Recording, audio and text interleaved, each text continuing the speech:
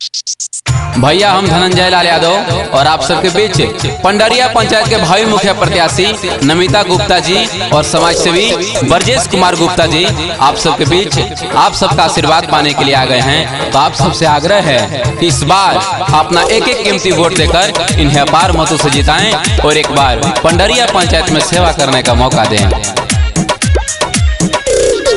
दुखियन गरीबन के मिट्टी परेशानी, बेटी नमिता जी है साचे कहतानी, बेटी नमिता जी है साचे कहतानी। दुखियन गरीबन के मिट्टी परेशानी, बेटी नमिता जी है साचे कहतानी।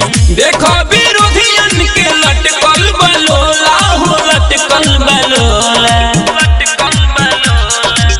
ए भैया चारों ओर हाला इनके होला, ए भैया चारों ओर हाला इनके होला। ए भैया इनके जिताइब कहे पूरा गांव भर टोला, ए भैया इनके जिताइब कहे पूरा गांव भर टोला, ए भैया इनके जिताइब कहे पूरा गांव भर टोला, ए भैया इनके जिताइब। नमिता गुप्ता जिंदाबाद, जिंदाबाद जिंदाबाद, ब्रजेश गुप्ता जिंदाबाद, जिंदाबाद जिंदाबाद, पंडरिया पंचायत के जनता जिंदाबाद, जिंदाबाद जिंदाबाद, ब्रजेश गुप्ता जिंदाबाद, जिंदाबाद जिंदाबाद। पंडरिया पंचायत खुशहाल रही भैया, सरकारी काम में नहीं लागे रुपया, लागे रुपया। चोरी घुसखोरी के ई मिटाई है,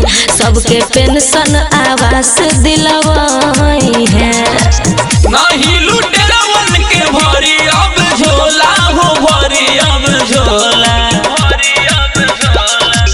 ए भैया चारों ओर हाला इनके होला, ए भैया चारों ओर हाला इनके होला। ए भैया इनके जिताइब कहे पूरा गांव भर टोला, ए भैया इनके जिताइब कहे पूरा गांव भर टोला, ए भैया इनके जिताइब कहे पूरा गांव भर टोला।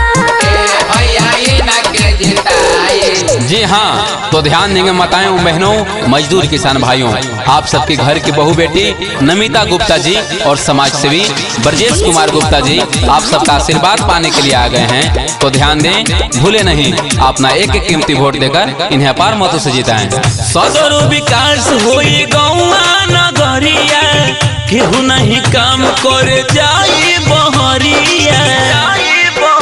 विकास के धारा बहवाई है, सबके रोजी रोजगार दिलवाई है। सुधी है विरोधी अब खाके हज मोला हो, खाके हज मोला।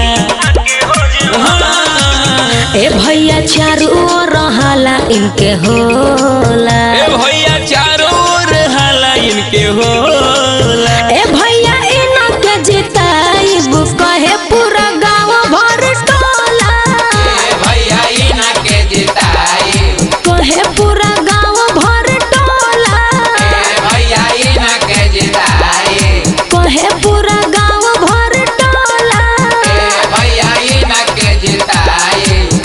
जी हाँ, तो आप सभी पंडरिया पंचायत के सभी सम्मानित जनता से अनुरोध है कि इस बार अपना एक एक कीमती वोट नमिता गुप्ता जी को देकर अपार मतों से विजयी बनाएं और पंडरिया पंचायत में सेवा करने का मौका दें। धन्यवाद।